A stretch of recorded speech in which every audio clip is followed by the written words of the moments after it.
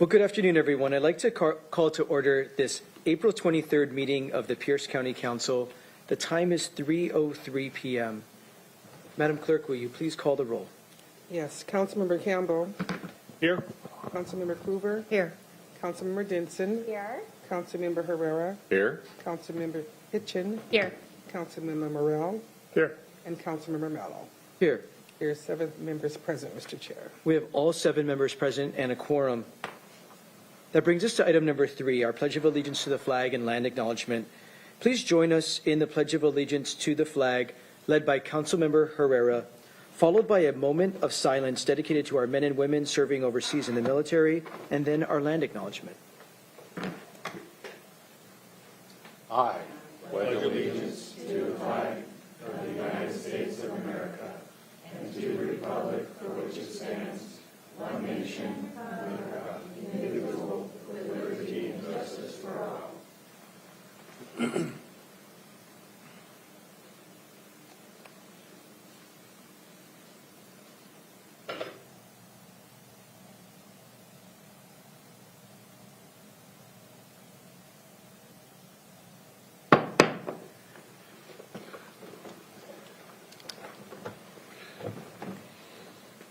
We acknowledge that we are on the traditional homelands of the Coast Salish tribes. Coast Salish people have lived on and stewarded these lands since time immemorial, and they continue to do so today. We recognize that this land acknowledgement is one small step towards true allyship, and we commit to uplifting voices, experiences, and histories of the indigenous people of this land. Thank you, Councilmember Herrera. That brings us to Section 4, approval of our agenda. Are there any objections to approving today's agenda as presented? Seeing no objection, the agenda is approved. On today's council agenda, there will be multiple opportunities for public comment. On the consent agenda, you may provide comment on any final action item. This does not include items placed on the consent agenda simply for introduction or scheduling. On today's consent agenda, there is 1 appointment resolution, 5 grants for approval, and a motion authorizing the executive to execute a settlement participation form on behalf of Pierce County. All those are subject to public input. And then during sections 8 and 9 of the agenda, we will take public comment on each ordinance and resolution individually. And finally, under community forum, there will be an opportunity to address the council on any topic that is not on today's agenda. For information on the rules for public participation, please review the bottom of page 1 of our agenda. We now have the consent agenda before us. Does any member wish to remove any item from the consent agenda? Vice Chair Campbell. Thank you, Chair. I'd like to move item C2A, a appointment resolution, move that to section 9 and approve the consent agenda as amended. It's been properly moved and seconded to approve the consent agenda with the exception of moving item C2A to our regular business under resolutions.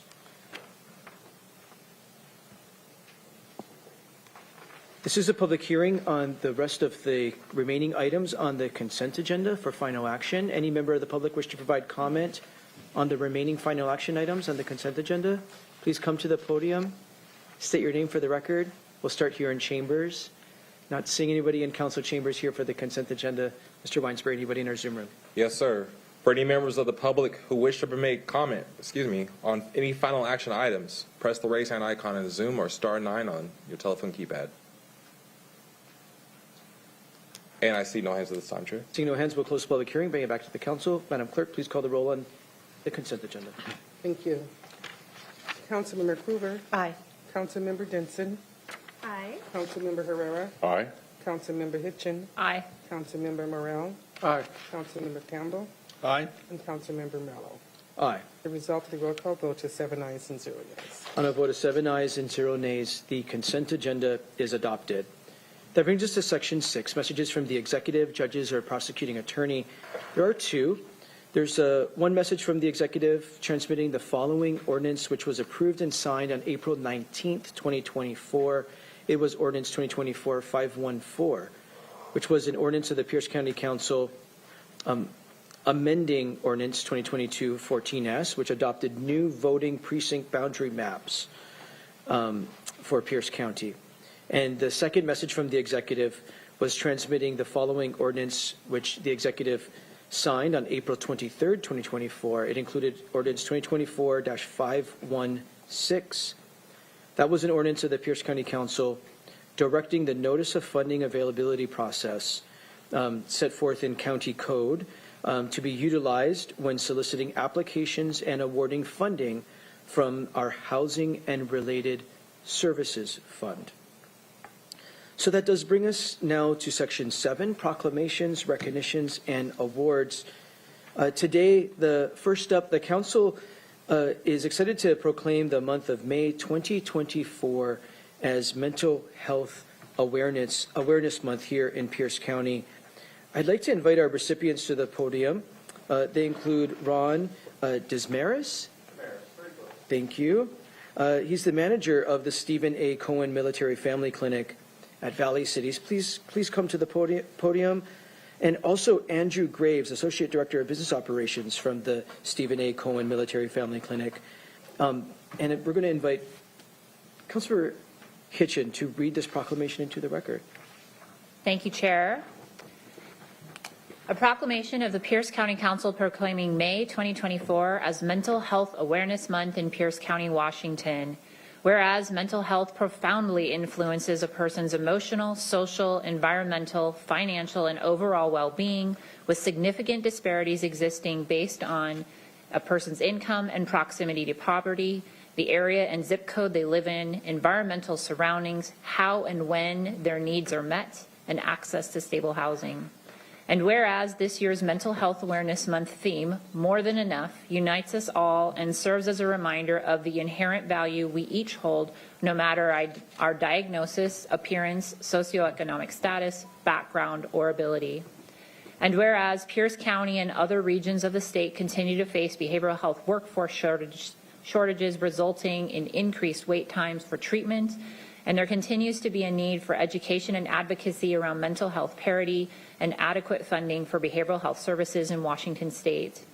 And whereas in December 2020, the Pierce County Council passed Ordinance 2020-138S, authorizing the collection of 1/10 of 1% sales tax to fund behavioral health and therapeutic court programs within Pierce County to further the county's investments in behavioral health education, early intervention and prevention, outpatient services, crisis services, treatments for the justice involved, and housing supports.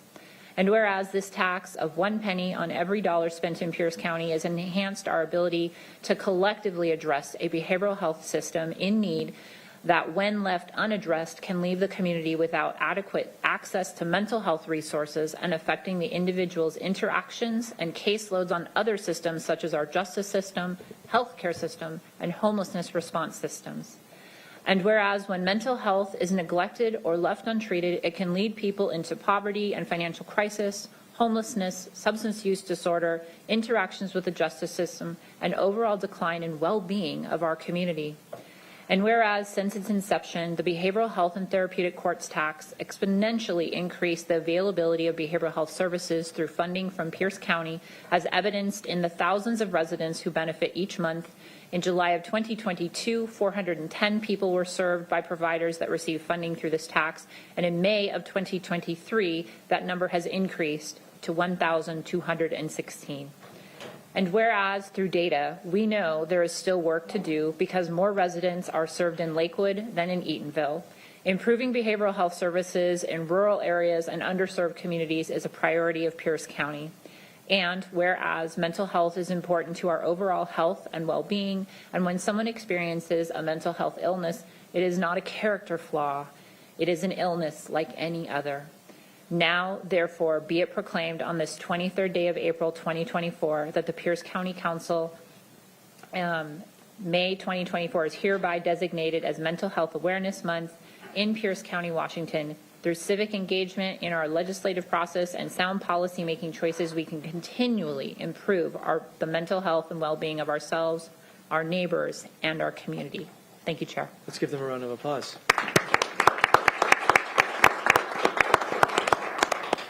We would love to hear remarks from you. Well, thank you. First off, I'm Ron Damaris. I'm the outreach manager for the clinic, the Stephen A. Cohen Military Family Clinic. We're located in Lakewood. I want to take this opportunity to thank you for inviting us to this proclamation today. It's very important to us. With that being said, I wanted to tell you a little bit about what we do so you're aware and understand where we are in the mental health realm. But know this, mental health in and of itself is a 365-day-a-year issue and something that we are very aware of and are doing our best to support and help military families across this state to circumvent and figure out how to get them better and back to well. With that being said, we are a mental health care facility. We are a nonprofit. We provide high-quality mental health care to active duty service members, their families, retirees, reservists, anybody that works in the Space Force, National Guardsmen, pretty much anybody that served in the military. We are specifically focused on the post-9/11 veterans era, so from September 2001 to the current. But if somebody's outside of that scope, we will help them as well with availability, pretty much at a pretty low cost to them. If they have insurance, we use their insurance. If they don't, we have a separate pot of money that we help to pay for their services. So we don't want cost to be a care barrier for them. With that being said, we treat things like PTSD, sleep deprivation, anger management, mild to moderate symptomologies, up to 12 sessions they can get just basically by making a simple phone call to Lakewood. We do everything from individual counseling to group counseling, children down to the age of 4. We host multiple events in our community room that we share with the military community for free to them, access so that they can get the treatment and care and get into groups that they might be necessitated to attend. We've been doing this for just about, we just went over 5 years. In fact, we celebrated our 5-year anniversary on Friday night, and there were some people in this room that were in attendance, and I just want to give you a couple statistics regarding that, if I may. So in 5 years, we've been able to support 6,000 military family members and community members as well. It includes 20,000 telehealth services, 55,000 in-person sessions as well. We've done 3,000 hours of community service, and community outreach, and 350 school-based services as well. This is not the whole iceberg. It's just the tip of it. We know we have many, many, many more to serve, and we are definitely dedicated to doing so. We hope to be in business for a lot longer than just 5 years. With that being said, we are one of 24 clinics nationwide. We're supported through Stephen Cohen across the United States. We are very fortunate in our facility in Lakewood to cover the entire state of Washington. So we have actually access and help people that are throughout the state of Washington. And we are, with pride, we stand here telling you that we go to work every day knowing that we're helping military community. Both of us are veterans. We both served. I was Navy, he was Army, and nothing comes closer to our heart than being able to give back to the community that gave to us for so long. So with that being said, I want to turn it over to Andrew. He wants to give you a little bit of information as well. Thank you. So I'm Andrew, the Associate Director of Business Operations at the Stephen A. Cohen Clinic, or Military Family Clinic. I directly work with Pierce County in the sense of the ordinance, Ordinance 2020-138, and managing that type of money. So the sales tax is invaluable resource and partnership for our clinic and our ability to continue to serve veterans, active duty service members, and their families. These funds sustain our ability to provide service members in addressing two critical needs for our state. One, which is the shortage of clinicians within our state. We are able to use Pierce County tax funds from this to allow for associate level clinicians to come in, to be able to gain licensure hours, to get towards full licensure, and be able to provide the other needed shortage, which is the ability to see veterans that do not meet honorable conditions. So they are able to see other than honorable, dishonorable discharge. It does not matter your discharge status. We will see you telehealth. We'll see you in person. So these funds sustain our ability to do that throughout the course of our business, right?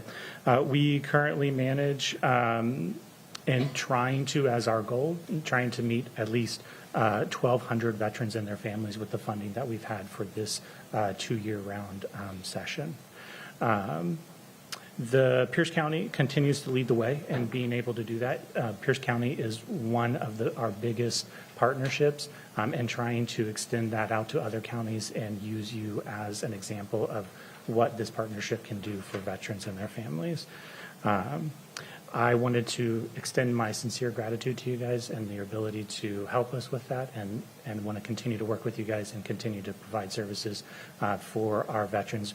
We have major installations up and down this coast that some from all the way up north that travel all the way down just to see us. And so the ability to expand those services would be great. So thank you very much. Well, thank you for being with us. Thank you for sharing the incredibly important work you do for our military veterans and their families who are suffering from mental health challenges, and how you're putting local tax dollars to incredibly good use and good leverage. It's so good to hear the tangible stories of the folks in our community you are really helping get well. And congratulations on your 5-year anniversary. Thank you. I'd like to open it up to other remarks by other council members. We'll begin with Councilmember Hitchin. Thank you, Chair. Thank you both for being here. It was wonderful to celebrate your 5-year anniversary with you and many of your colleagues and people that access your services, and just funders who really believe in this work. You are one of many programs that we fund through our behavioral health tax. We have programs that go to our littlest, to our seniors, and everyone in between. I think we have some programs that involve animals, as therapy supports, if I'm remembering the list. But the point is that we know that in Pierce County, people are in crisis and they are looking for help. And one of the things that I've really appreciated about your program is that there really isn't a wrong door if you're affiliated with the military, whether you were honorably or dishonorably. If you're a family member of somebody who's in the military, we care and we want to help you, and you have the lens of understanding what the military impact can be on a life. And I think that is really impactful to your ability to open the doors and open the minds of the people you're trying to help. And I think that is one of the things that I really appreciate about the work that you're doing. And then your facility is right in the heart of Lakewood. Beautiful. We had a chance to tour it.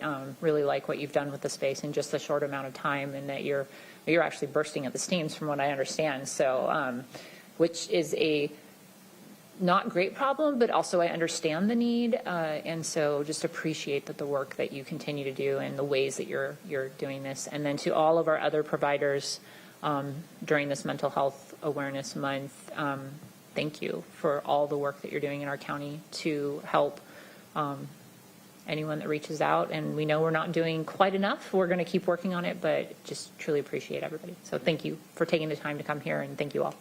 Thank you, Chair. Thank you, and thank you for bringing this forward, Councilmember Hitchin. Councilmember Herrera.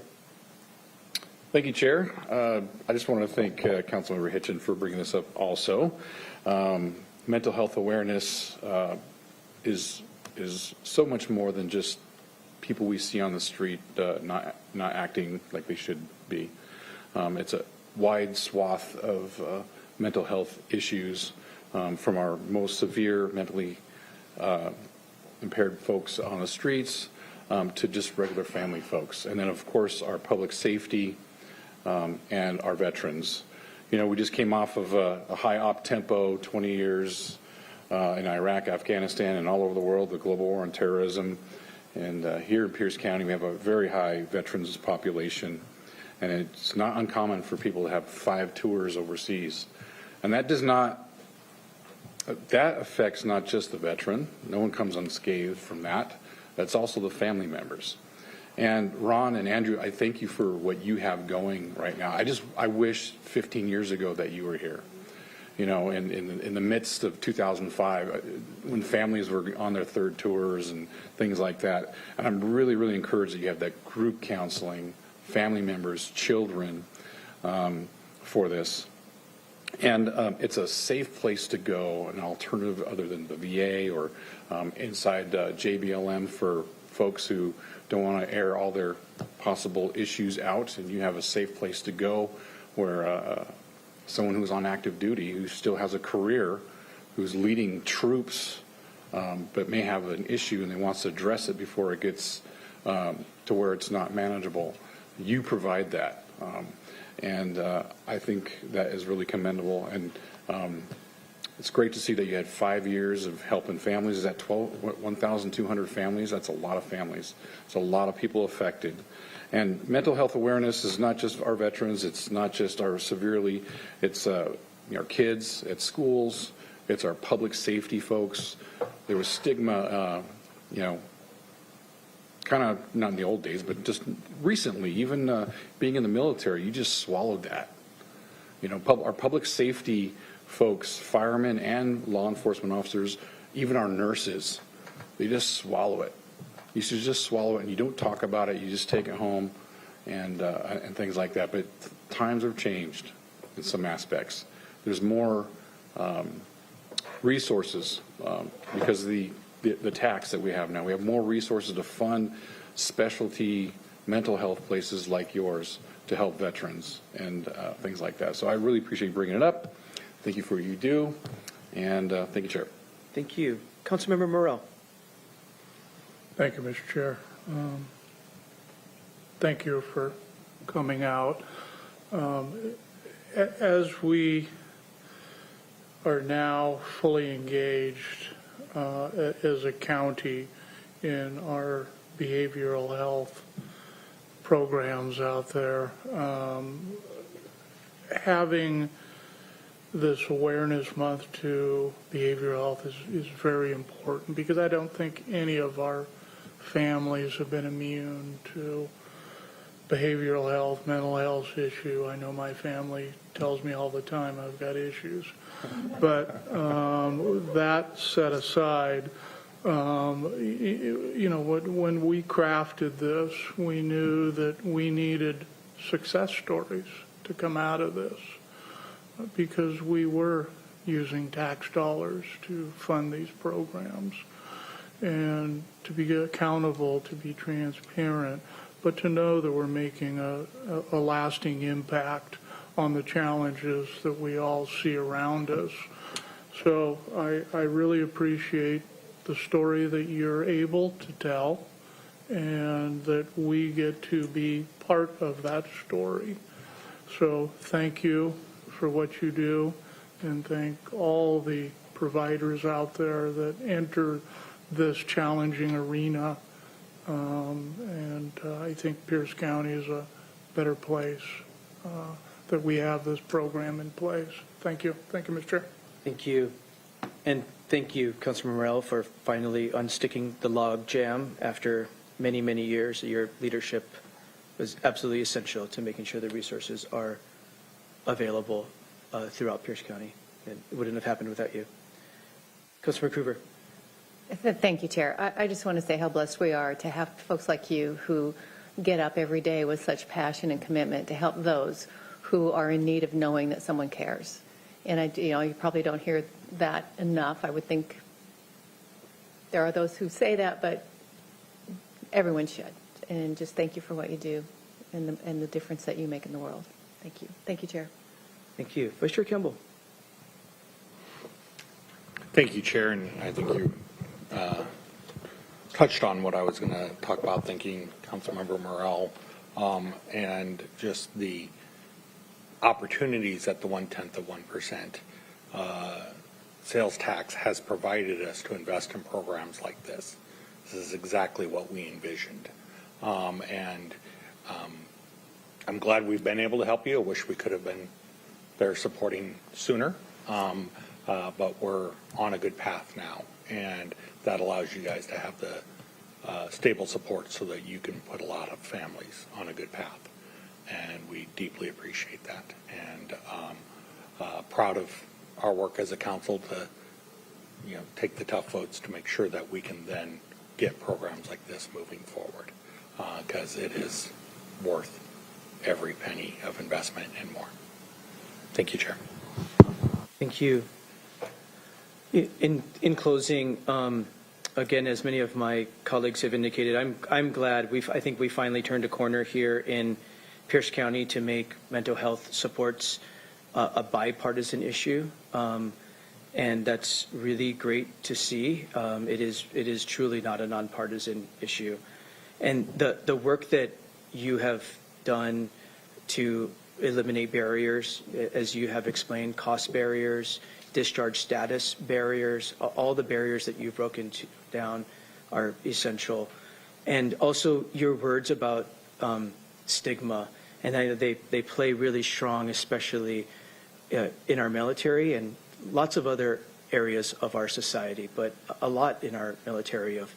We have these, often we think that folks are invincible when they're warriors, right? When they have these really important jobs of protecting our country, and we think that they're not human and don't have a breaking point. And we think of that with our first responders and others, and that's just not true. And your work about breaking down stigma is so significant, and that you're able to do that. And we across the board, whether you're part of the veteran community or not, right? We have so much work to do to break down the stigma of mental health challenges, to make it really normal to say I'm not okay, to make it really normal to say I need help, and to make it really normal to say I could use some support right now. I'm not doing okay. We've got to normalize that. We've got to break down the stigma of mental health challenges. And you and what you're doing at the Cohen Clinic are doing absolutely essential work, helping to showcase and model that. And we're deeply grateful. We'd invite you up here to take a photo with us so we can commemorate mental health. That'd be awesome.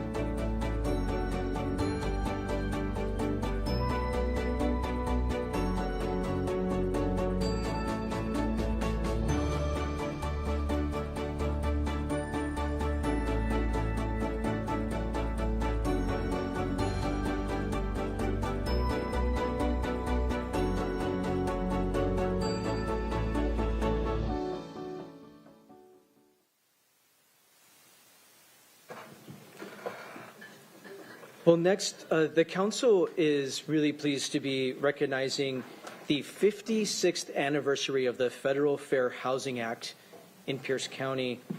And I'd like to invite the following recipients to the podium as Councilmember Cruver will be reading this recognition into the record. I believe we have James Fisher, Realtor, and Tacoma Pierce County Association Realtors Board Member, Julie Collison, excuse me, Julie. James isn't able to make it. Thank you. Also a realtor and member of the Tacoma Pierce County Association of Realtors, Jasmine Jefferson. I don't see her in our chambers. Sorry, she wasn't able to make it either. Morgan Ray. We have her. Morgan, thank you. Also a local realtor and Association of Realtors board member, Maya Rice. Maya's not here. Either. And Jim Henderson, government affairs lobbyist with the Tacoma Pierce County Association of Realtors. Councilmember Cruver, to read this proclamation into the record, please. Thank you, Chair. Clear my throat. So, a proclamation of the Pierce County Council recognizing the 56th anniversary of the Federal Fair Housing Act in Pierce County, Washington. Whereas on April 11, 1968, the Fair Housing Act was enacted into law, recognizing that no American should be refused the right to purchase or rent a shelter of choice because of race, color, religion, sex, handicap, familial status, national origin, sexual orientation, or gender identity. And whereas the year 2024 marks the 56th anniversary of this monumental Civil Rights Act of Congress. And whereas the state of Washington is committed to the mission and intent of Congress to provide fair and equal housing opportunities for all, and whereas equality of opportunity for all is a fundamental policy of this nation and our state, and whereas the location where people live has a direct impact on the quality of their health, education, and access to economic opportunities, and whereas discriminatory housing practices create racial and economic segregation in communities that can lead to disparate outcomes in overall quality of life, and whereas Pierce County believes that access to fair housing laws has made our community stronger and more vibrant, and whereas we are committed to programs that will help educate the public about the right to equal housing, and whereas we are committed to promoting housing choices and fostering inclusive communities free from housing discrimination, and whereas we are committed to partnering with housing industry organizations to further fair housing causes. Now, therefore, be it proclaimed on this 23rd day of April, 2024, by the Pierce County Council that Pierce County recognizes the 56th anniversary of the Federal Fair Housing Act and thanks the many citizens, people, and organizations in our communities who have opened the doors of housing opportunities to all citizens. Thank you. Thank you, Give them a Chair. round of applause. Julie Morgan to start us off. Sure. Thank you, Councilmember Krueger. I couldn't have said it better myself, but I will give a few anecdotes to go with that. It's marked 56 years, and we continue to celebrate it every April because it's a recommitment to fair housing. And as somebody who works in the industry, I've been a previous social worker, so I've seen it from other perspectives as well. It's something that we still need to work on, so it's great that we have community members, and it's a commitment to re-engage and continue education. We just had a fair housing conference that we invited various community members to, as well as the Realtor Association. And it's also holding each other accountable. I can say that I've seen with my own clients who have 2 female names on a purchase and sale agreement to purchase a home. They've been denied housing multiple times. And I see it with military and veterans in our community who see 0 down for a VA loan and are denied because the perception is you don't have money, even though you're giving your life to your country. So there's still a lot of work to be done, and it's great that we can acknowledge, 56 years, but there's still a lot of work we have to do. And so thank you for committing yourself to fair housing, acknowledging it, and working with us in partnership at Tacoma Pierce County Association of Realtors. Thank you. I had a tooth pulled yesterday. That's why I look like somebody punched me in the jaw. But I'm here because this is really important. And some of you know me as Parklander, and here I'm out here as a realtor. I'm a director on the Tacoma Pierce County Association of Realtors Board, as well as a director with the Washington Realtors. And I just wanted to thank you for partnering with the Black Home Initiative in July, and wanted to let people know that they are offering grants to nonprofit organizations to get the word out that that's available. The idea being that they would like to serve at least 1,500 families. I forget, over the next 5 years, I think it is. And it's Pierce in King County. And if your family moved to those areas prior to 1968, your family may well qualify for some assistance for home purchasing because you missed out on the wealth, that generational wealth, if you weren't able to purchase a home because of your color in our county. And also, I just want to say, the state did pass the Covenant Homeownership Program and account and program, and that's still in the works, but I'd like to see that start coming to fruition and having that work. And also, thank you for the mental health initiative. I got a family member at Western State right now and a 13-year-old grandchild that's been at Mary Bridge for suicidal tendencies 2 times in the last couple months. So it is an epidemic. So thank you for everything. Thank you. Mr. Henderson? Usually you're not shy. He would talk for hours. You know that, right? Oh, we get a picture, don't we? Thank you so much for being here. You comment. We really appreciate I'm nervous. we appreciate your advocacy and helping to make sure that we lift up the importance of this work. Let me open it up to my colleagues to see what remarks other council members have. Councilmember Krueger. Thank you, Chair. I just want to say I appreciate the opportunity to have had this brought to us for reading. And, I've never really looked at Fair Housing Act a whole lot because there's so many things going on, but I was kind of excited when I found out there are 8 points that I will take privilege of time in mentioning that are benefits from this Fair Housing Act. And first is the individual responsibility and self-reliance, that this promotes equal opportunity for individuals to seek housing based on their own merits rather than being discriminated against due to factors beyond their control. And it promotes the property rights. It helps safeguard property rights by ensuring that individuals are free to buy, sell, and rent property without facing discriminatory barriers.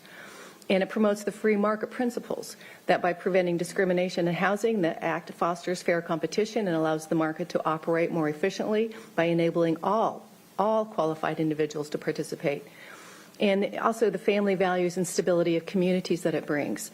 The Fair Housing Act contributes to the strength of families and communities by enabling diverse groups of people to live together harmoniously, fostering social cohesion and stability. And the meritocracy. So the Act holds profound significance within the civil rights movement by recognizing principles of equality for all under the law. And the principles of constitutional principles and civil rights. It upholds the principles of the Constitution, such as equal protection under the law. By preventing discrimination in housing, it reinforces the principles that all citizens are entitled to equal rights and opportunities. It promotes growth and economic stability. And whereas discriminatory housing practices can hinder economic growth and stability by limiting the mobility of workers and exacerbating inequalities. It promotes economic growth by facilitating movement of labor and talent to where it's most productive, thus benefiting business and the overall industry and economy. Then there's the historical context, my last one, that the Housing Act is a significant part of the civil rights movement, demonstrates a commitment to the principle of equality for all under the law by promoting fairness, opportunity, and a stronger society. So it just benefits are monumental on this, and I feel honored to have read this today. Thank you so much. Thank you, Chair. Thank you. Councilmember Hitchin.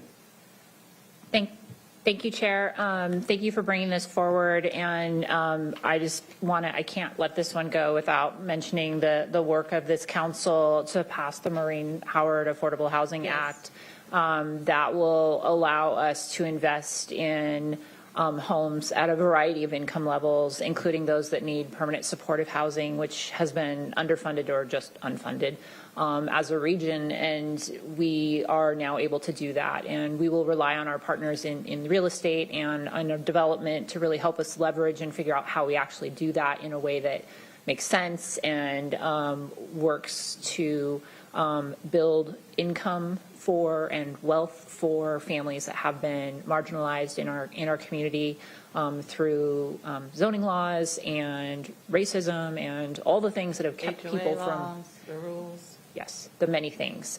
And so truly appreciate that we have that on board and looking forward to had a conversation with the Inland Group today to get an update on the Spanaway project, and they are moving like gangbusters to get it done. It's going to be phenomenal, and they think they'll have some occupancy in the summer, which, considering how quickly that has happened, it's just a remarkable thing. And so what can we do next? And that's what's exciting. So thank you for being here and the work that you're doing and for acknowledging this today.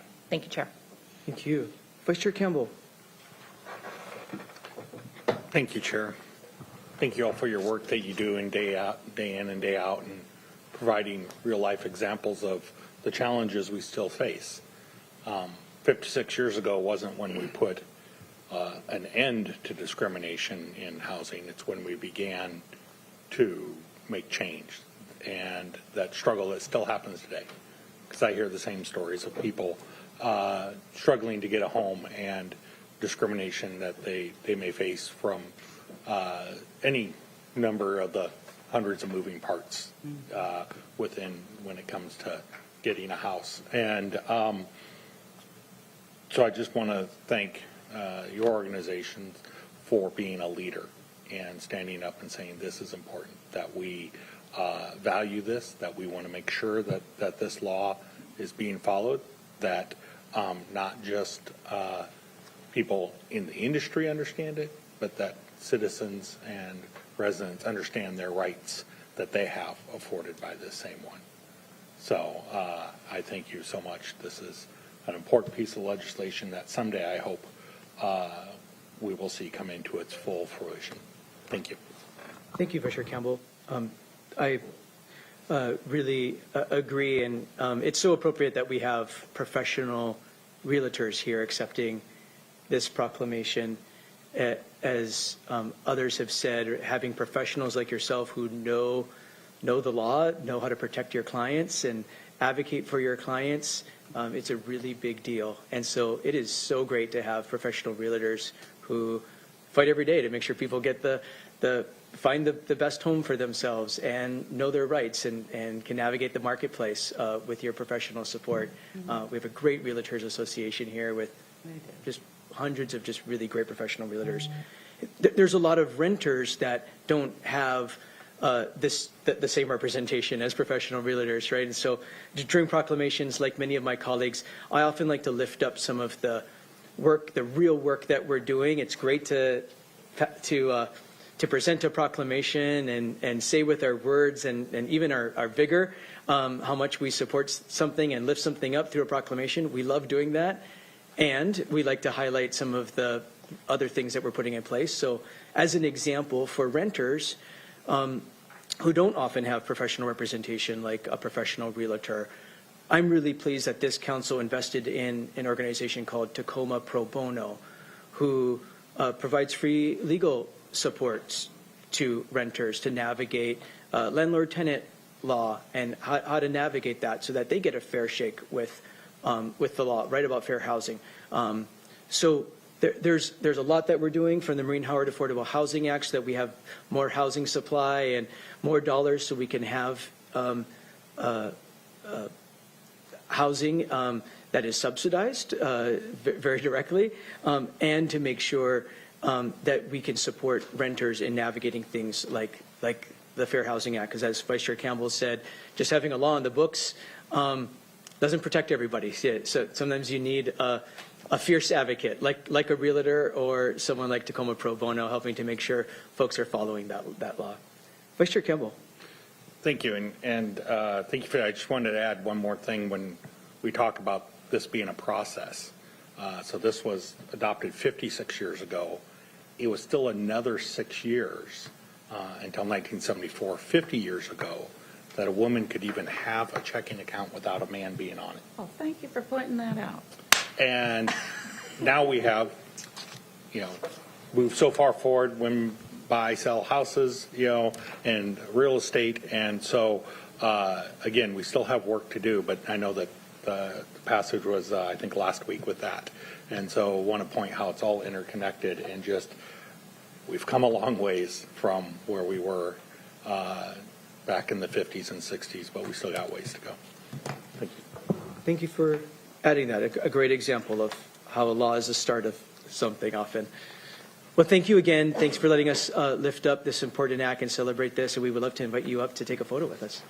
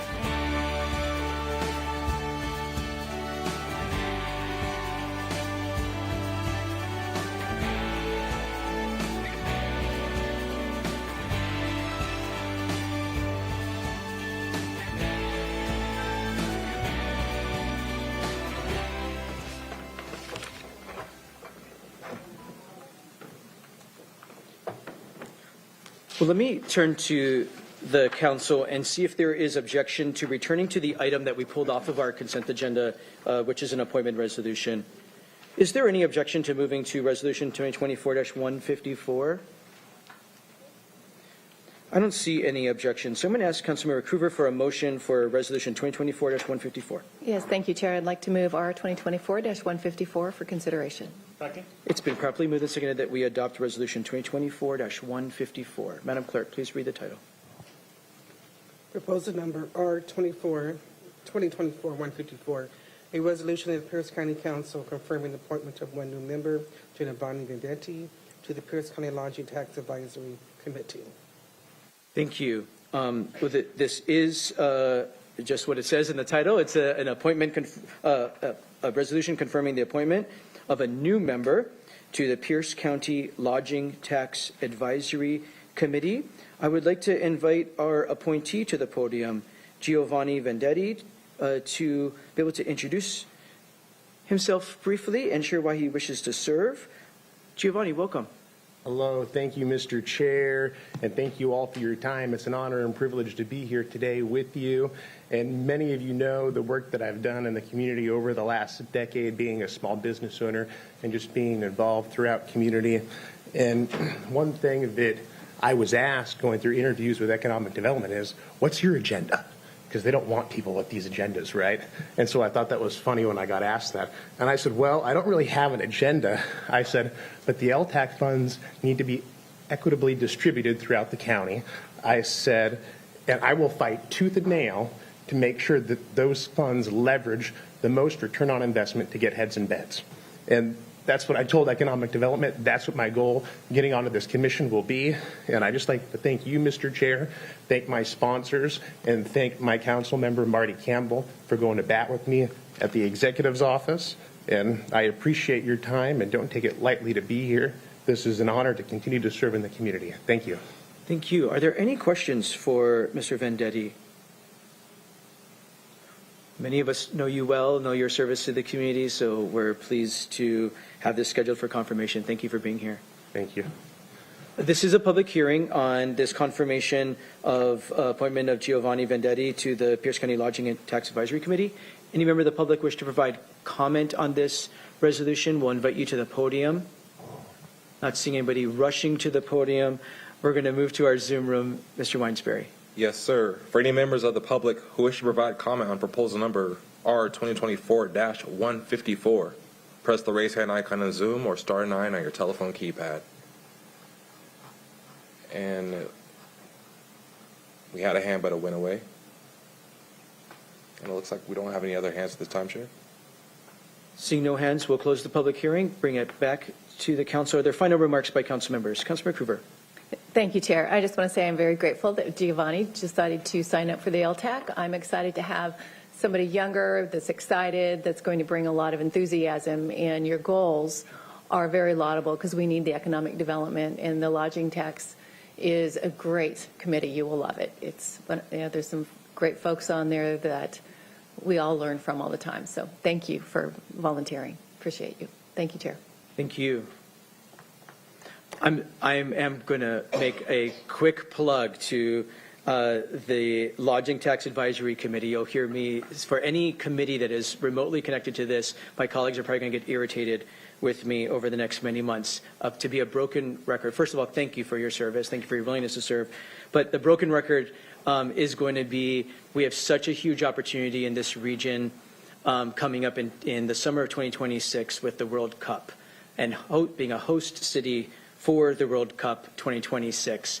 And organizations like the Lodging Tax Advisory Committee are in a great position to help advise the county and think about how we get heads in beds, how we take advantage of this major event for 3 weeks where we're going to have close to 1 million people in Puget Sound. And we need all hands on deck to make sure that we put our best foot forward for this. So entities like this I think will play a really important role to make sure we take advantage of the moment and all the economic development opportunities that will come of it. Madam Clerk, will you please call the roll on Resolution 2024-154? Councilmember Hitchin. Aye. Councilmember Morrell. Aye. Councilmember Campbell, Aye. Councilmember Cruver, Aye. Councilmember Denson, Aye.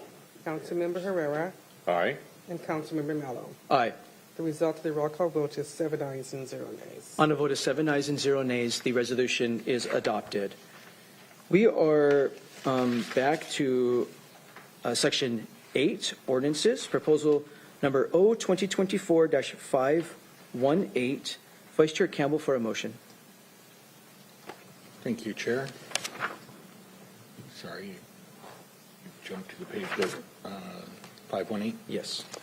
I move proposal number O 2024-518. It's been properly moved and seconded that we adopt Ordinance 2024-518. Madam Clerk, please read the title. Proposal number O 2024-518, an ordinance of the Pierce County Council ratifying the collective bargaining agreement reached with the Pierce County Prosecuting Attorneys Association effective January 1, 2024 to December 31, 2025, and amending the Pierce County Salary Classification Plan. Thank you. Thank you. Mr. Bookie to brief the council. Thank you, Chair Mello, Paul Bookie, council staff. This is a collective bargaining agreement with 127 full-time equivalent employees in the prosecuting attorney's office. The agreement covers the positions of County Attorney 1, 2, 3, and 4. It's a 2-year agreement running from January 2024 through December 2025.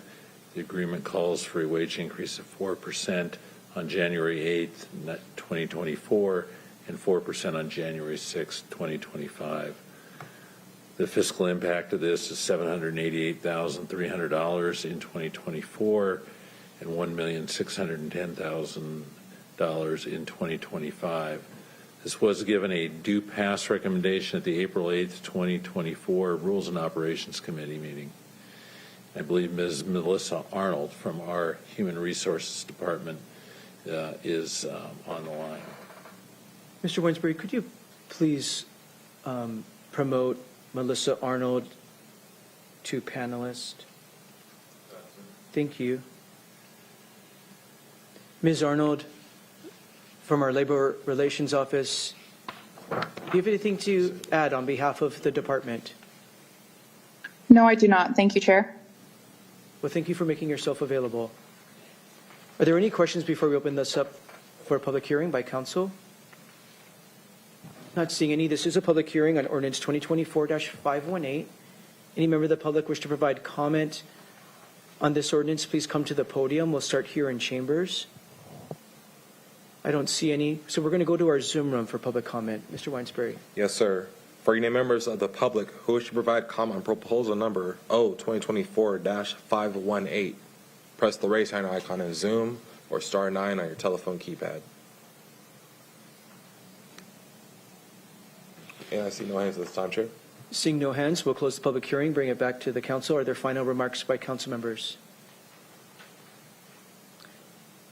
I don't see any. I'll briefly restate what we said in our Rules Committee where we reviewed this like we do, all matters in committee.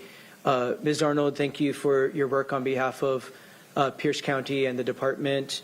And thank you to our Pierce County Prosecutors Association who bargained collectively here in making sure that we have a fair contract for extremely hardworking prosecutors who represent the interest of Pierce County and play a really important role in the public safety system and just helping to represent Pierce County in all matters. It's a really tough job, and we're hopeful that this contract will continue to recruit and retain great attorneys who represent Pierce County.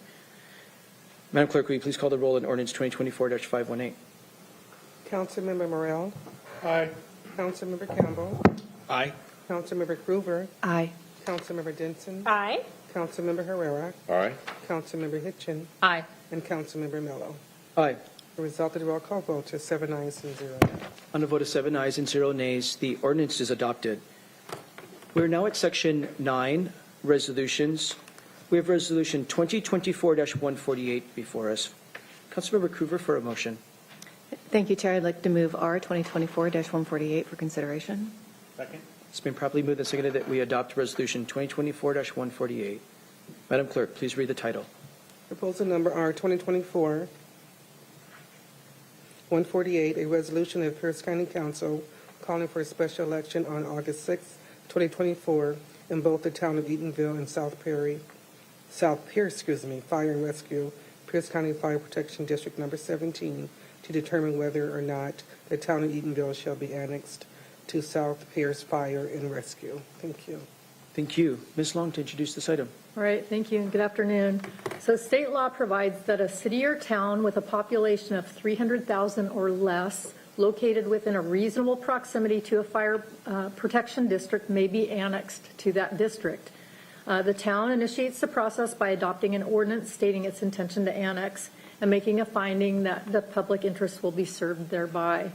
If the Board of Fire Protection District concurs, the proposal is transmitted to the county legislative authority to adopt a resolution calling for an election on the question of annexation. So on February 12th of this year, the town of Eatonville adopted its ordinance 2024-1, stating its intention to annex to South Pierce Fire and Rescue and making a finding that the public interest will be served thereby. They transmitted the ordinance to South Pierce Fire and Rescue for consideration. Later that month, so on February 20th, the Board of Commissioners of South Pierce Fire and Rescue adopted their resolution 2024-003, concurring with the town of Eatonville's annexation request, and then requesting that the Pierce County Council and the auditor cause an election to be conducted on the question of annexation. So also pursuant to state law, the county legislative authority shall call a special election to be held in both the city or town and in the fire protection district at the next date according to state law, and shall cause notice of election to be given, also as provided in state law. You'll see in your resolution that there is a ballot title provided in Section 4 that has been prepared by our prosecuting attorney. So in summary, if this proposal is adopted, a special election will be held on August 6th, 2024 in the town of Eatonville and in the South Pierce Fire and Rescue on the question of whether the town of Eatonville shall be annexed to South Pierce Fire and Rescue. It is a majority vote, so if a majority of persons voting on the proposition in the town of Eatonville and a majority of persons voting on the proposition in South Pierce Fire and Rescue vote in favor of the proposition, the town of Eatonville shall be annexed and become part of South Pierce Fire and Rescue. This was, again, I've noted the two public hearings, both in the town of Eatonville and South Pierce Fire and Rescue. This was heard in the Rules and Operations Committee of this council on April 15th and received a due pass recommendation. There is no fiscal impact to the county. The cost of the election will be borne by the town of Eatonville and the fire district. And there is one amendment that I'll discuss when you are ready for that. And I will note Kyle Hawk from the Auditor's Office, Elections Division, I believe is online. I'm not sure if we have others with us via Zoom right now. I know I've talked to the mayor of Eatonville yesterday. I'm not sure if he's with us today. And also a representative from the fire district could be online as well. So with that, I'll move to the amendment or take any questions. Thank you. Are there questions for Ms. Long or any of our other guests before we consider Amendment 1? Councilmember Morrell. Thank you, Mr. Chair. Just for my own education and the public, the elections take place with the city of Eatonville and the current makeup of the fire district. Correct. They both have to agree by a majority to become one? A majority of the city and a majority of the fire district. If one then is at 49% and one's at 51%, Then it would pass. no deal. Correct. Okay, thank you. Thank you for asking that. I misread I misread the procedure in my original reading of it. So thank you for clarifying that. Are there other questions before we consider Amendment 1? So, Mr. Hogg, from the Pierce County Auditor's Office, you will separate the ballots then, and just as Ms. Long confirmed, you will, you're not treating it all as one voting universe. You're treating them as two separate voting universes. You are correct. So when they get the results, will actually have two lines in the results. It'll be for the town of Eatonville and for the fire district. The ballot will look exactly the same, but the for and against statements will be different because it's two different jurisdictions voting, and it's two different elections. But the question is the same, that they have to decide together. Very interesting. Thank you for further explaining that. Councilmember Krueger? Thank you, Chair. It is interesting. So the town could not annex on its own, so it has to be the whole district. Okay, interesting. Okay, thank you. Districts agreeing to let them join as the taxpayers of both districts have to agree together. Both agree or it doesn't happen. Both are over. Okay, thank you. Thank you, Chair. I'm going to turn to our attendee because we have someone from South Pierce Fire and Rescue who I think can continue to add to this conversation, who is a subject matter expert to further answer Councilmember Morell's question. Todd Wernett from South Pierce Fire and Rescue, what do you have to add to this conversation?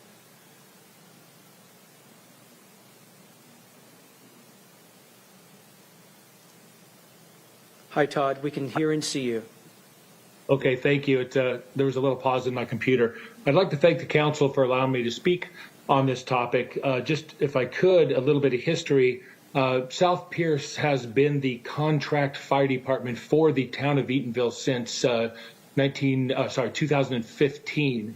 And in the original contracts, annexation was part of that contract. But over the years, it was pulled out, and the contract has just rolled from year to year. But with the our passing of new or renewed EMS levy and lid lifts for fire protection, the town has decided that it would be better stability for their budget as well as South Pierce's budget not to have us continuing to go through contracts over and over. So they chose to come forward with the annex, and our Board of Commissioners agrees wholeheartedly with that. Well, thank you for adding to the explanation of why this is in front of us. We appreciate you being here. Councilmember Krueger. Thank you, Chair. I'd like to move Amendment 1 to R 2024-148. It's been properly moved and seconded that we adopt Council Amendment Number 1. Ms. Long. Thank you. So this amendment would remove the last recital on page 1 of your resolution that currently reads, the Boundary Review Board has completed its process and approval of the annexation. So the process has yet to begin. I did actually receive an email this afternoon from the fire district stating that it's their intent to file the notice of intention with the Boundary Review Board this week. So we're removing that statement as it's not entirely accurate yet, as that process is just beginning. Thank you. Are there questions or comments about Amendment 1? Well, seeing none, we'll take a voice vote on the adoption of Council Amendment Number 1. All those in favor, please say aye. Aye. Opposed, nay. The motion is adopted. Are there any other comments before we open up for a public hearing? I'm not seeing any. This is a public hearing on Resolution 2024-148. It will start here in chambers. If anyone here in council chambers wishes to provide comment on this resolution, we'll invite you to the podium and ask you to state your name for the record. Not seeing anybody come to the podium here in chambers. We'll move to the Zoom room. Mr. Weinsbury. Yes, sir. For any members of the public who wish to provide comment on proposal number R 2024-148, press the raise hand icon in Zoom or star 9 on your telephone keypad.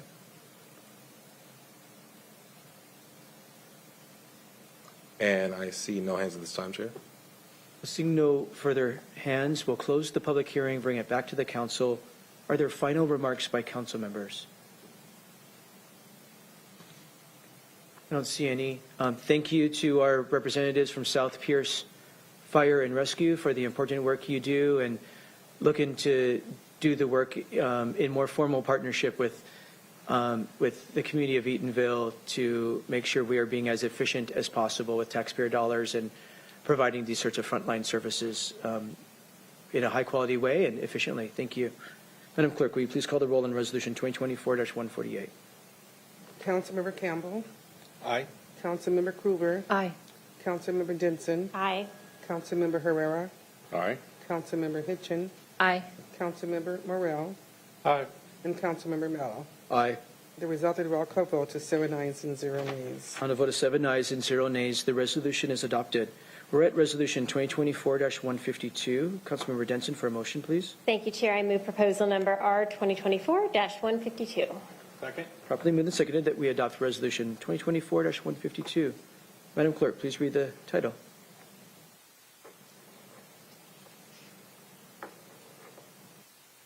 It's okay. It was cutting on and off over here.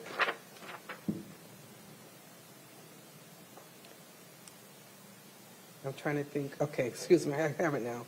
Proposal number R 2024-152, a resolution of the Pierce County Council setting the date of an evening District Number 7 Council meeting for Wednesday, June 5th, 2024 at 6 o'clock p.m. at the Environmental Learning Center at Science and Math Institute, SAMI 5715, Animal Loop Road, Tacoma, Washington. Thank you. Ms. Long, to brief the council. Thank you. So the Pierce County Charter provides that the council shall hold at least one evening meeting each year in each of the 7 council districts. And your rules of procedure provide that the specific time, place, and dates of these evening meetings be established by resolution. So the resolution before you sets the District 7 council meeting. The details were read by the clerk and stated in the title of the resolution. And I will just note that this meeting will be in addition to the regular 3 p.m. Tuesday, June 4th meeting. Thank you. Thank you. Councilor Denson, anything to add? Why, yes. Thank you, Chair. This is going to be the first District 7 in-district meeting in Tacoma in at least 14 years, and we think it's a lot longer than that. We'll have to track down that information, but it's been a long time since District 7 has had a meeting on this side of the bridge. So we're really, really excited to bring this to Tacoma. The title or the theme is going to be From Timber to Tidelands, Pierce County's Environmental Watershed, and we're going to be highlighting the efforts of the county as well as some of our partners in regards to environmental well-being, all the way from our forests all the way down to lovely Commencement Bay here in the Puget Sound. There's going to be surprises, there's going to be fun, there may be some celebrities, but probably not. And I hope that you all will come on June 5th. SAMI has a beautiful building in the Environmental Learning Center, and it's just going to be awesome. So we hope to see you there. The suspense is real. Questions or comments before we open up a public hearing? Councilor Morrell. Thank you, Mr. Chair. I was just curious, is this going to be a dress-up theme event that we have to do? Well, I have seen you willing to dress up for other in-district meetings, so yes. Oh, God. Appropriate environmental costumes. Yes. We'll have to chat. Stay tuned. But there may be some exciting visitors representing different animals. I mean, who knows? We're still in the planning phases. Thanks for the idea. We're gonna follow Councilmember Morrell's lead. Any other questions or comments? I don't see any. This is a public hearing on this resolution setting this in-district meeting. We'll start here in chambers at this public hearing. Anyone wishing to provide comment, please come to the podium. Not seeing anybody. Mr. Weinsberry, anybody in the Zoom room? Yes, sir. For any members of the public who wish to provide comment on proposal number R 2024-152, press the raise hand icon on Zoom or star 9 on your telephone keypad. And I see no hands at this time, Chair. Seeing no hands, we'll close public hearing, bring it back to the council. Are there final remarks? I don't see any. Madam Clerk, please call the roll on 2024-152. Councilmember Krueger. Aye. Councilmember Denson. Aye. Councilmember Herrera. Aye. Councilmember Hitchin. Aye. Councilmember Morrell. Aye. Councilmember Campbell. Aye. And Councilmember Mello. Aye. The result of the roll call vote is 7 ayes and 0 nays. On a vote of 7 ayes and 0 nays, the resolution is adopted. We're at Proposal R 2024-153. Councilmember Hitchin for a motion, please. Thank you, Chair. I'd like to move R 2024-153. Second. It's been properly moved and seconded that we adopt Resolution 2024-153. Madam Clerk, please read the title. Proposal number R 2024-153, a resolution of the Pierce County Council authorizing the Pierce County Executive to apply to Washington Wildlife and Recreation Program, WWRP Urban Habitat. Last line, please. Last line is code and other applicable authorities. Thank you. Mr. Kruger, to brief the council. Good afternoon, Mr. Chair, and good afternoon, council members. The resolution before you this afternoon would authorize the Pierce County Parks and Recreation Department to apply for a grant administered through the Washington State Recreation Conservation Office. The project that would be considered for funding through this grant opportunity is the purchase of a conservation easement on Pacific Lutheran University property to preserve open space and prairie habitat on the former PLU golf course.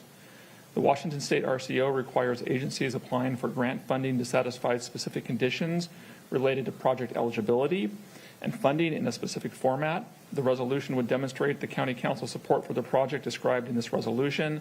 The text for the resolution is supplied by RCO and must be used verbatim. The specific grant program that would be utilized for the project is the Washington Wildlife and Recreation Program Urban Habitat.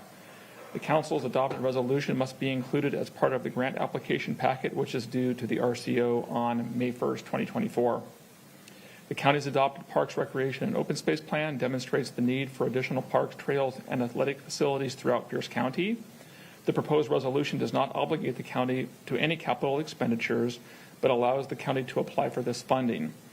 The $1.5 million RCO grant request anticipates $1.5 million in county matching funds utilizing conservation futures in the year 2026. This proposal was initially considered by the Rules and Operations Committee on April 15th. The committee continued the proposal to the Rules and Operations Committee meeting yesterday on April 22nd, and the proposal was adopted by Rules. The committee provided a do pass recommendation, and I would be happy to take any questions. And I would note that Chris Chapeau with Parks and Recreation Department is on the call if you have any questions for the department. Thank you. Thank you. Ms. Chaput, do you have anything to add on behalf of the department? No, I don't have anything to further add. Mike did a good job of summarizing. Thank you. Do members have any questions of Mr. Kruger or others before we open up for a public hearing? Councilmember Denson.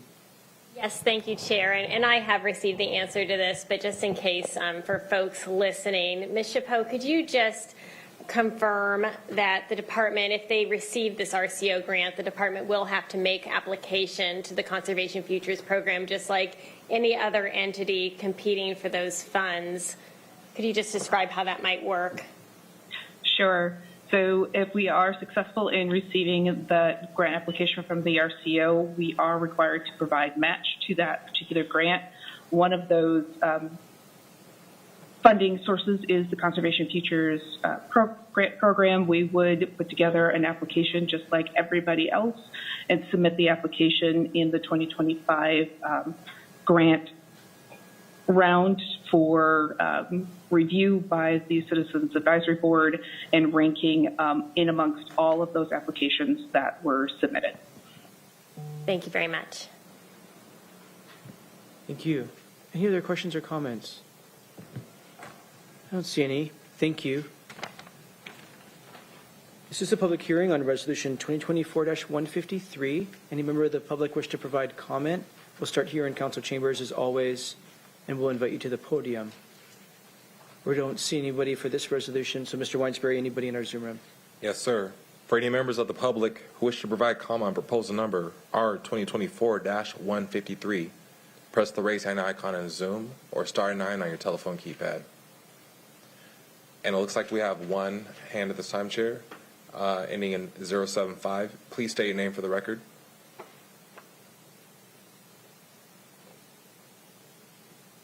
Hi, this is Roxy Giddings. Thanks. I just wanted to thank you for getting the answer to the question about conservation futures.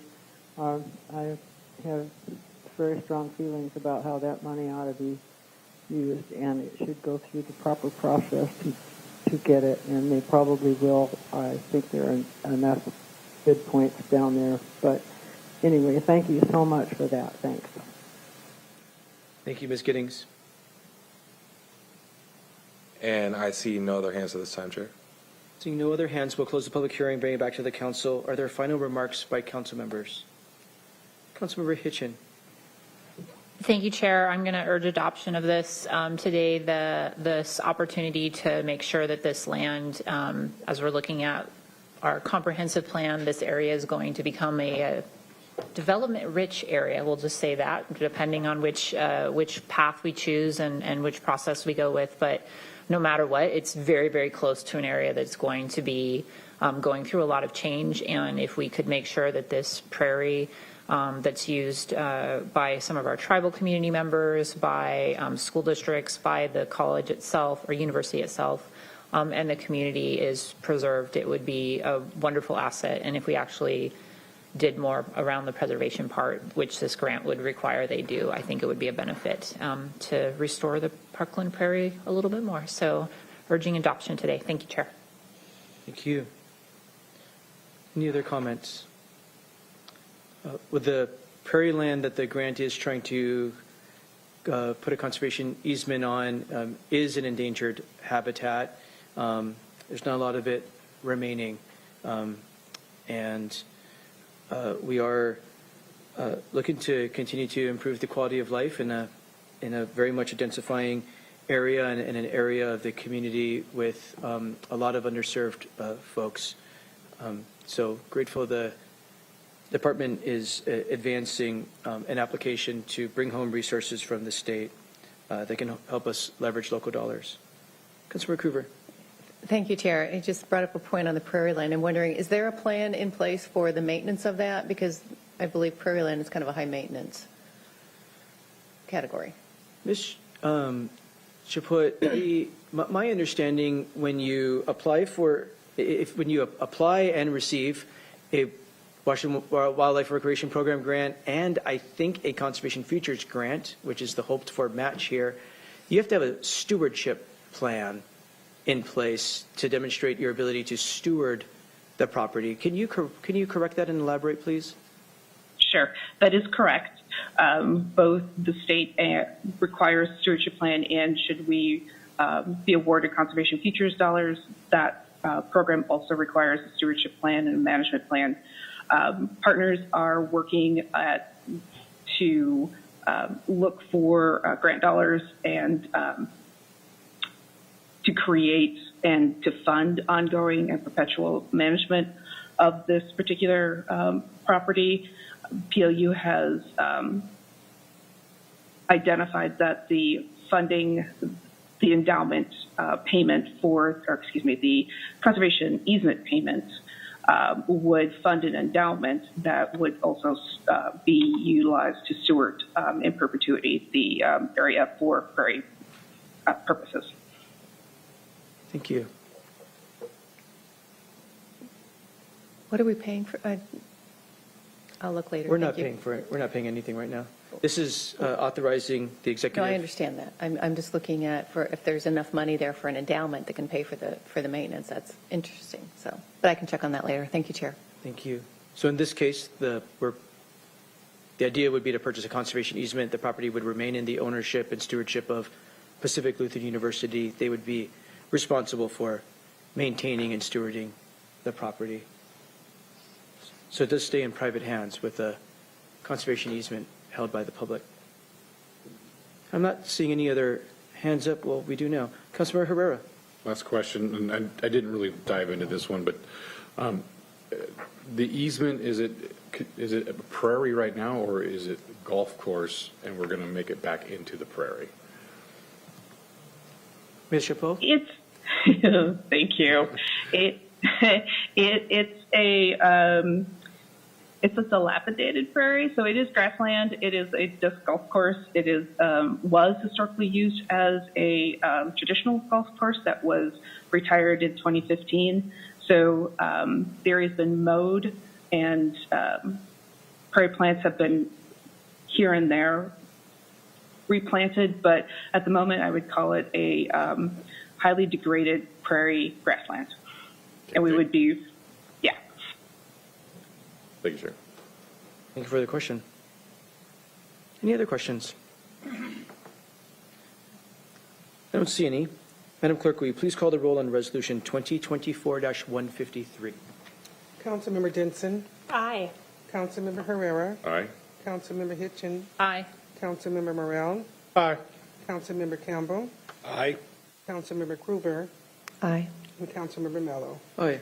The result of the roll call vote is 7 ayes and 0 nays. On a vote of 7 ayes and 0 nays, the resolution is adopted. That brings us to Section 10, Community Forum. Community Forum is an opportunity for members of the public to address the council on any topic that is of significance to or affecting Pierce County government and that did not appear on today's agenda for final action. There is a 3-minute time limit. Please state your name if you would like it on the record and address all comments to the chair. We'll start with those in chambers. And Anita? Thank you. Please come forward. We'll ask you to state your own name for the record. You have 3 minutes to make your remarks. We're glad you're here.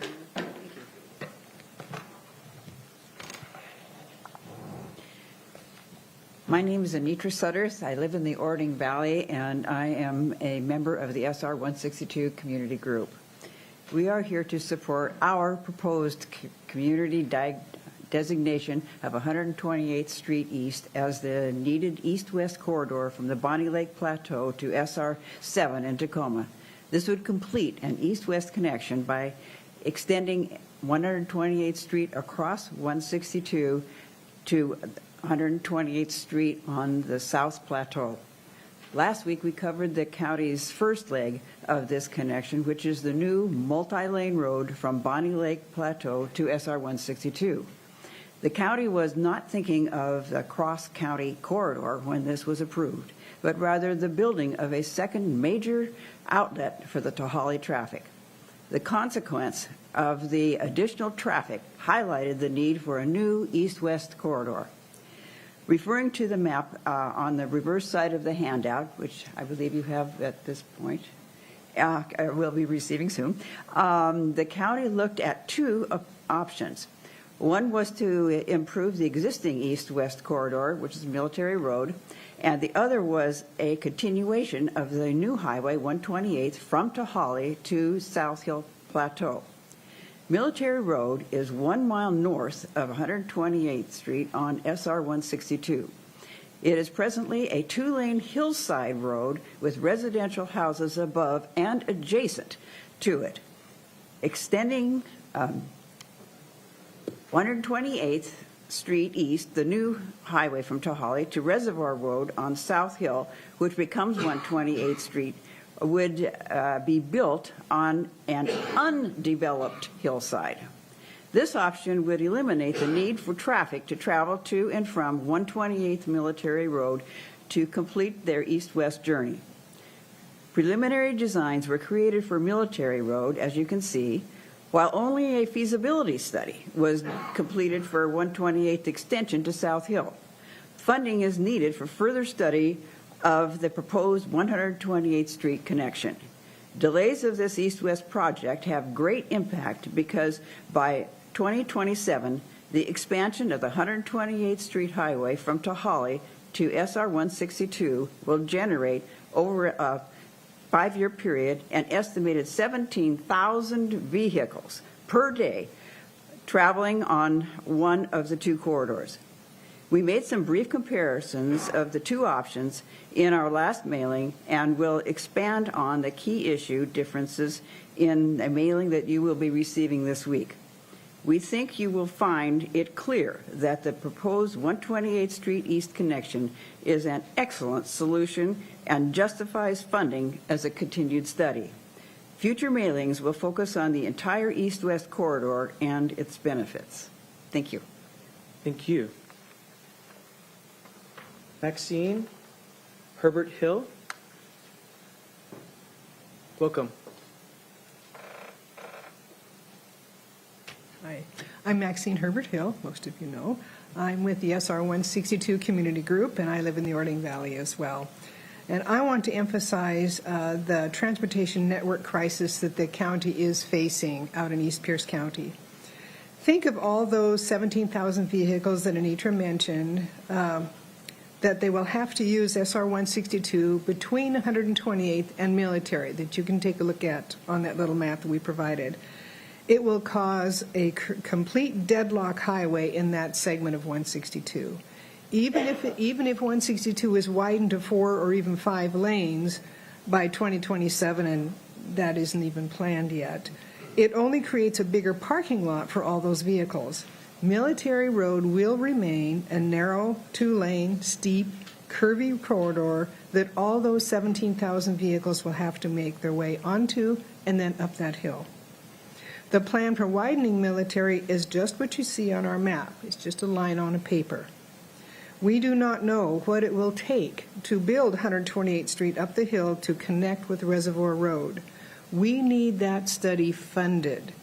We need to know what it's going to take to build that corridor. Because this is urgent, because of the 2027 deadline of this new road opening, this study must happen as soon as possible. We need to be sure that this study gets into the coming transportation budget. So 2 things. 1, plan to fund the study for the 128th Street proposal in the new budget. And 2, remember this is extremely important because the clock is ticking with 2027 right on our shoulder. Neither 162 nor Military will be widened before 2027. So we're looking at a doomsday thing here. That's what it feels like.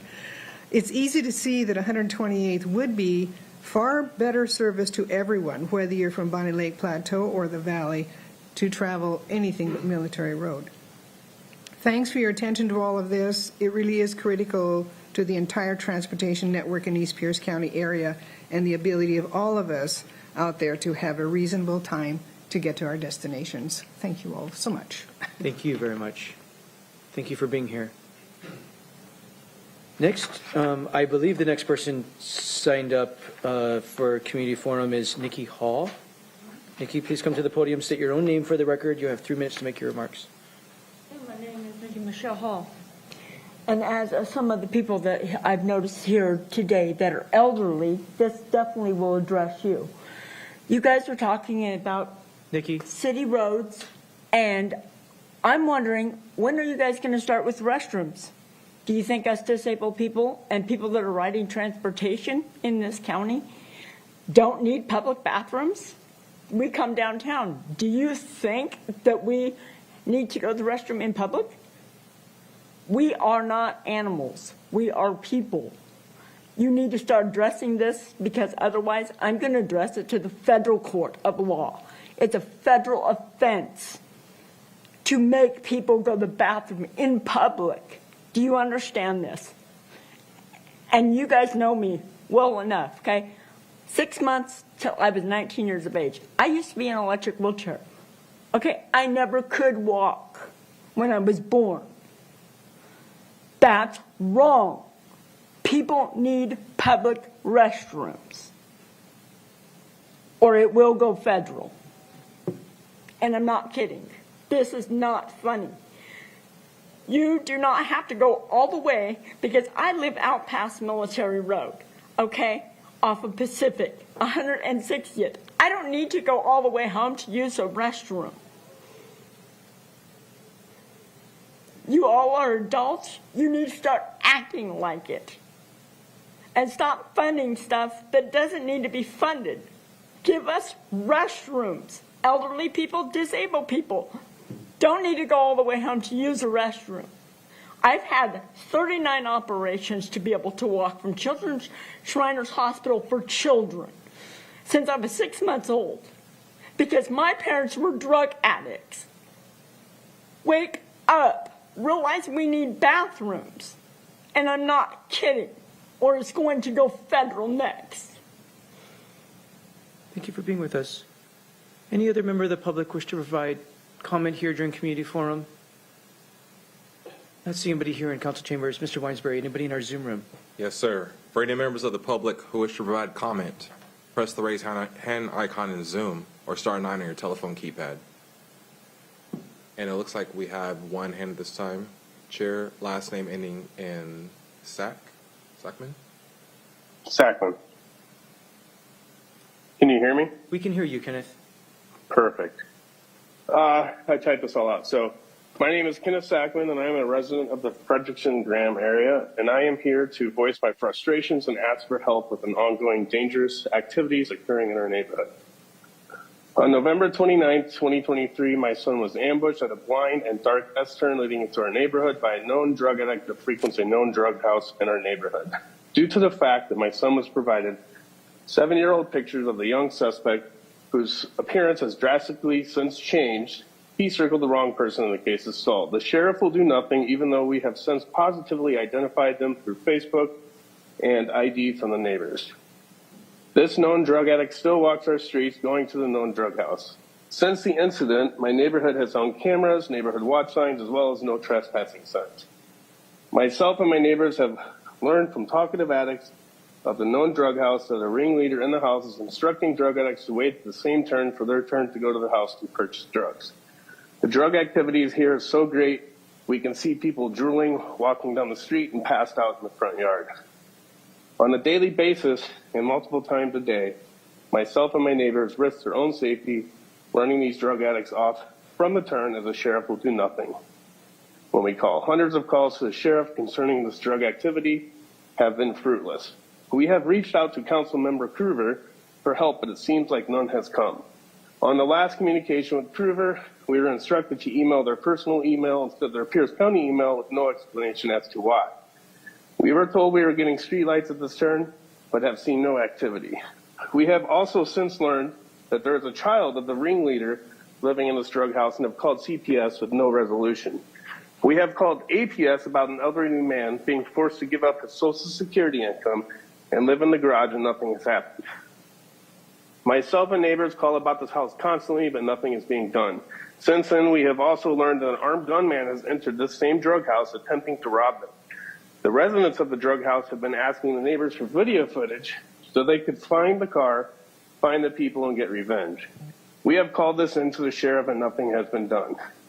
This house frequently has its water and electricity shut off with people passed out in the front yard. I urge the council to help us as this situation has increased to an extremely volatile and dangerous levels where the community is scared, anxious, and we are all ready to leave Pierce County. Thank you. Thank you. And there are no other hands at this time, Chair. Seeing no further hands, we'll close the community forum portion of our meeting and bring it back to the council. I will just start just a really brief reflection to make sure that community members know we heard you. We will check in with Councilmember Krueger, who sounds like you've been in communication with, and see how we can support Councilmember Krueger in follow-up. It's important that everyone is safe and feels safe in our community, and I will work to follow up with Councilmember Krueger to see what support she needs, and her, I'm sure, already follow up on this matter. But thank you for bringing it to our attention. We apologize that you're experiencing that.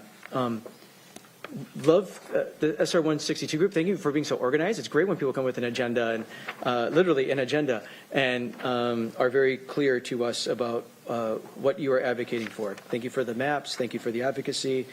We know Councilmember Morell in particular is paying attention to this issue. And thank you for further educating us about the need for further funding to study the alternatives analysis for this corridor. The issues on our radar, and I know we talked to Councilmember Morell about this, and thank you for highlighting the need for a better alternatives analysis so we can plan for the future. And we hear your concern about restrooms in downtown. We will bring the issue up to the City of Tacoma. It sounds like the issue is in particular the City of Tacoma. We will relay the request to the City of Tacoma, as we don't govern public restrooms in the City of Tacoma, but we'll raise the issue with our partners at the City of Tacoma. They're available in this building? Yeah, yeah, thank you. In the courthouse. We're done with community forum. We're happy to chat afterwards. Nikki, thank you. So there are public restrooms in this building, as Vice Chair Campbell mentions. I know when I get off the bus at Tacoma Dome Station, there's public restrooms at Tacoma Dome Station. I often use the bathroom when I get off the bus at Tacoma Dome Station. There's perhaps others, but again, it's an issue that does need to be raised. I don't know that Pierce County is going to put public restrooms in place in the city of Tacoma and cities, just to be honest and direct with you, but it's an issue to be raised. So thank you for raising it. We are at section 11, other business and announcements. Is there any other business or announcements from council members? Councilmember Hitchin.